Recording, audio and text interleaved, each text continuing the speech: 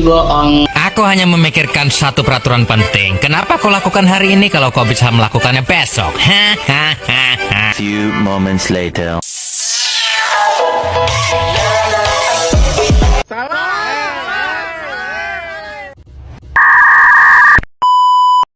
Assalamualaikum warahmatullahi wabarakatuh. Perkenalkan, nama saya Asmari Farahab dari Prodi PAI semester 6.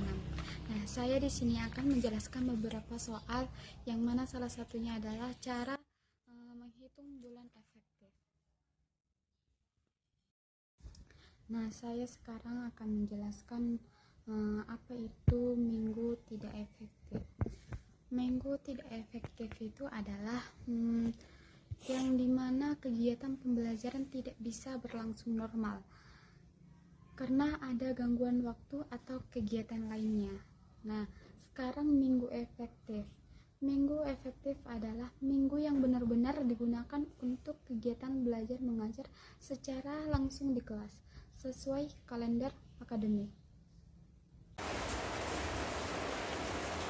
Nah, sekarang saya akan menjelaskan bagaimana cara menghitung bulan efektif pada bulan Juli, yang mana di bulan Juli ini ada 5 pekan.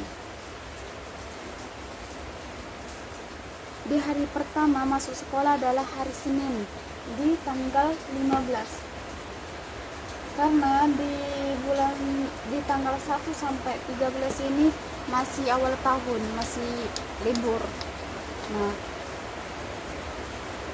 Nah, kita hanya menghitung hari aktif belajar, mulai dari tanggal 15 sampai tanggal 31, kecuali di hari libur nasional dan hari pekan. Di bulan Juli ini ada hari nasional pada tanggal 17 sampai tanggal 20 Juli.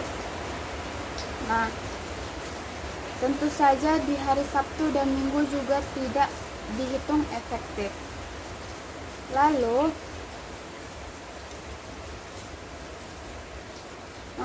kalau kita total jumlah dari belajar aktif di bulan Juli ada sekitar 15 hari yang terdiri dari 3 minggu efektif. Jadi bulan Juli memiliki 3 minggu efektif belajar. Nah, selanjutnya saya akan menjelaskan bagaimana cara membuat alokasi waktu. Nah, alokasi waktu itu adalah pembagian waktu belajar selama 1 tahun pelajaran untuk setiap mata pelajaran. Tujuannya itu untuk agar proses pembelajaran berjalan terencana, teratur, dan sesuai dengan kurikulum. Nah, langkah-langkahnya membuat alokasi waktu. Yang pertama, menentukan jumlah minggu efektif. Kita lihat kalender pendidikan dari Dinas Pendidikan. Kita hitung berapa jumlah minggu efektif dalam 1 tahun pelajaran. Biasanya dibagi menjadi 2 semester. Nah, semester 1 itu dari bulan Juli sampai Desember. Di semester 2 dari bulan Januari sampai bulan Juli. Nah, contohnya jika semester 1 punya 18 minggu efektif dan semester 2 punya 18 minggu, maka totalnya 36 minggu efektif. Nah, lanjut yang kedua, kurangi minggu untuk kegiatan khusus. Beberapa minggu digunakan untuk penilaian tengah semester atau PTS. Yang kedua, penilaian akhir semester, terus ujian sekolah dan lain-lainnya. Misal jika dari 36 minggu tadi dikurangi 4 minggu ujian, maka tinggal 32 minggu pembelajaran. Langkah yang ketiga, kita tentukan alokasi jam per minggu tiap mata pelajaran. Setiap mata pelajaran punya jumlah jam tertentu per minggu. Misalnya matematika 4 jam, per minggu, bahasa Indonesia 5 jam per minggu. Kalau semester ada 18 minggu, maka matematika 4 kali 18 ada 72 jam. Nah, bahasa Indonesia 5 kali 18 ada 90 jam. Lalu kita perhitungkan ini untuk semua mafal. Nah, lanjut. Dan langkah yang keempat, susun dalam tabel alokasi waktu. Tabel biasanya berisi seperti yang di atas. Nah, manfaat dari membuat alokasi waktu itu untuk membantu guru merancang pembelajaran agar semua materi selesai tepat waktu, tidak tergesa-gesa, dan siswa bisa belajar dengan maksimal. Nah, sekarang saya akan menjelaskan bagaimana cara membuat prota. Sebelumnya itu, prota ini adalah program tahunan, yang mana rencana pembelajaran untuk 1 tahun pelajaran penuh yang memuat jumlah minggu efektif dan distribusi kompetensi dasar atau materi ke dalam setiap bulan atau semester. Nah, tujuan prota ini adalah agar guru memiliki gambaran umum kapan dan berapa lama materi-materi dalam kurikulum akan diajarkan.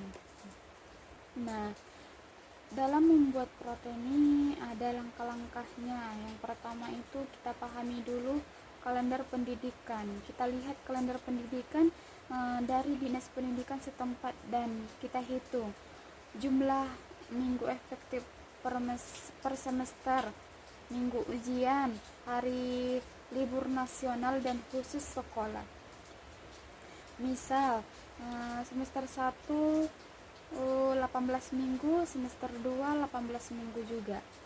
Nah, di langkah kedua identifikasi jumlah kompetensi dasar atau KD atau CP. Kita lihat di dokumen kurikulum mata pelajaran berapa jumlah kompetensi dasar atau KD atau capaian pembelajaran atau CP yang harus disampaikan dalam 1 tahun. Contohnya bahasa Indonesia kelas 7 semester 1 punya 5 KD utama. Yang langkah ketiga, kita tentukan alokasi waktu tiap KD. Perkirakan berapa minggu yang dibutuhkan untuk menyelesaikan setiap KD. Contoh, KD 1 3 minggu, KD 2 4 minggu, KD 3 3 minggu. Pastikan totalnya tidak melebihi jumlah minggu efektif di semester itu. Nah, yang langkah keempat, susun ke dalam format tabel prota. Contoh tabel protanya itu ada di atas ya, guys. Nah, kesimpulan membuat prota ini adalah peta umum yang sangat penting agar guru dapat mengatur waktu pembelajaran secara menyeluruh.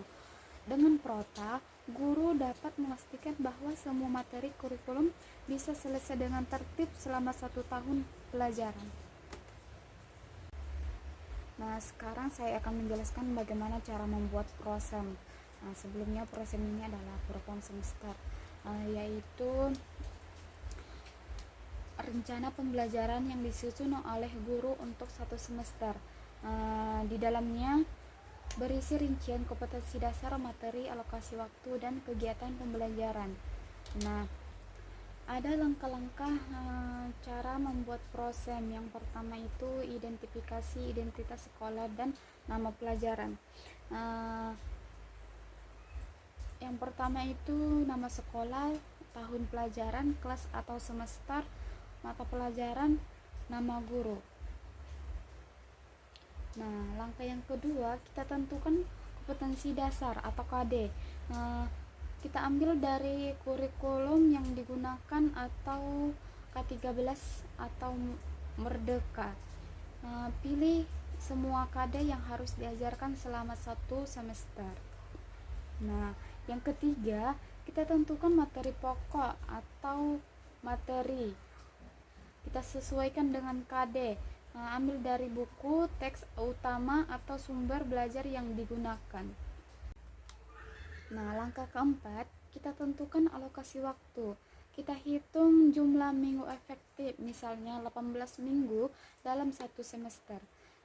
Bagi waktu untuk tiap KD secara proporsional. Penilaian tengah semester dan penilaian akhir semester. Nah, langkah yang kelima, kita tentukan kegiatan pembelajaran. Terus langkah yang keenam, kita buat format tabel prosen seperti yang di atas.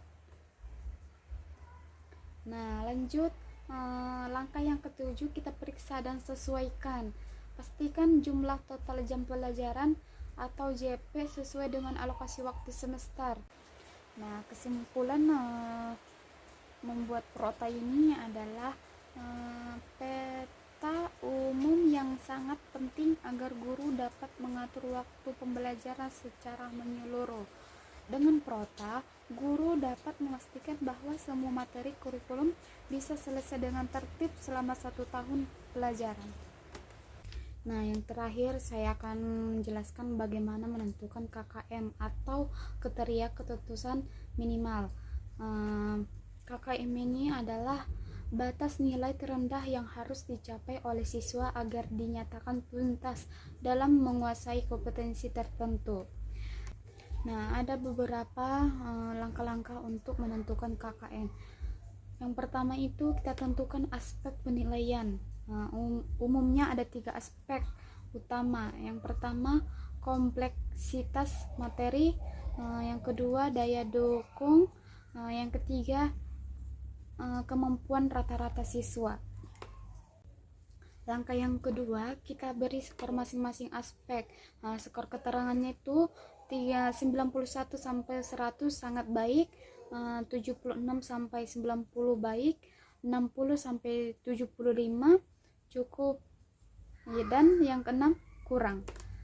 Nah, contoh penilaiannya itu kompleksitas materi 70 atau cukup sulit. Nah, yang ketiga daya dukung 85 baik. Nah, indeks siswa 80 baik. Nah, contoh penilaiannya itu kompleksitas materi 70 cukup sulit, daya dukungnya 85 baik, indeks siswa 80 baik. Nah, langkah yang ketiga, kita hitung nilai KKN seperti yang di atas. Nah, lanjut yang keempat, kita tentukan KKM per KD atau per mapel. Kesimpulan menentukan KKM ini salah satunya menentukan kompleksitas materi, daya dukung, dan kemampuan siswa. Nah, yang kedua, memberikan skor untuk setiap aspek. Yang ketiga, menghitung rata-rata skor untuk mendapatkan KKM. Yang terakhir, menetapkan nilai KKM secara adil dan disesuaikan dengan kondisi nyata. Mungkin cukup sampai di sini yang bisa saya jelaskan. Saya akhiri. Assalamualaikum warahmatullahi wabarakatuh. Bye bye. Thank you, Elmer!